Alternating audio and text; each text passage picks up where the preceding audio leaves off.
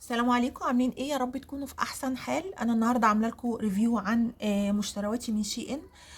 طبعا في مندوبين كتير جدا بيجيبوا من شي ان حاجات، وانا كنت بصراحه متردده جدا ان انا اشتري من واحده فيهم، وبعدين قلت اجرب. فالنهارده جبت منتجين كده، قلت اجرب وان شاء الله يعني نشوفوهم مع بعض. وهي بصراحة المندوبة كان عندها مصداقية في كل حاجة قالتها لي، واخترت حاجتين من شي ان، ويلا نشوفهم ايه هم. اول حاجة اخترت الشجلام ده اهو.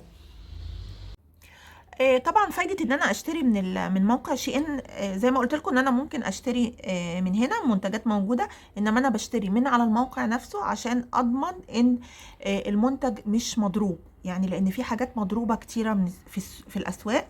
فانا كده بضمن ان المنتج بتاعي جاي لي مش مضروب، وجايبة المنتج لان دي حاجات حساسة انا بستخدمها لعينيا.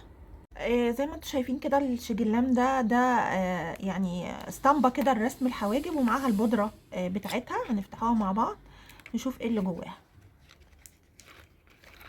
العلبة فيها الاسطمبة دي اهي،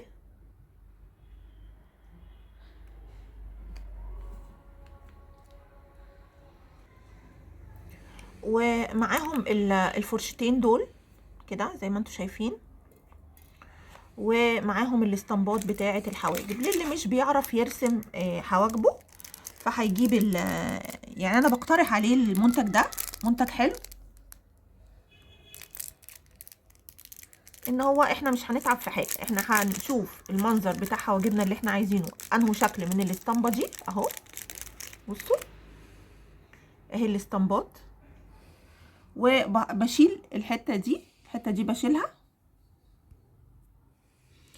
وبجيب القلم بتاع البودره وبحط مكانها واشيل الاسطمبه، بتديني شكل الحاجب اللي انا عايزاه. ده كان الحاجه الاولانيه اللي انا جبتها للحواجب، وجميله جدا، هتعجبكم ان شاء الله لو فكرتوا ان انتوا تجيبوها. هي طبعا موجوده هنا، بس لو جبتيها عن طريق مندوب على فكره بتبقى سعرها ارخص ما بتجيبيها من هنا.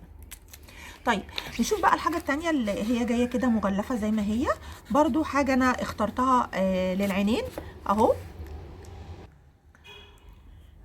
زي ما انتوا شايفين ده اي شادو للعين اهو.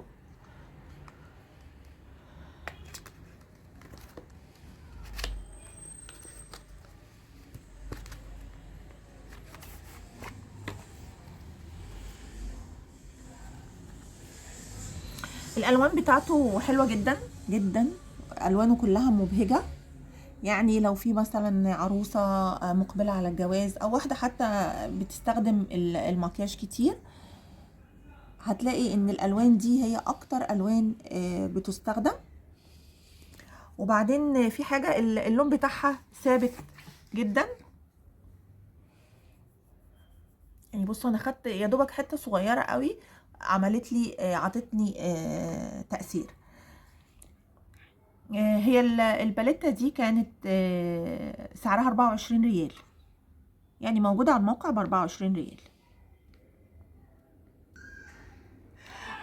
وزي ما انتم شايفين كده، ودي كانت تجربتي من ان انا اشتري حاجات شجلام من على موقع شي ان. واللي عجبه الفيديو او حس ان هو استفاد بيه، لايك وشير، واقول لكم السلام عليكم ورحمة الله وبركاته.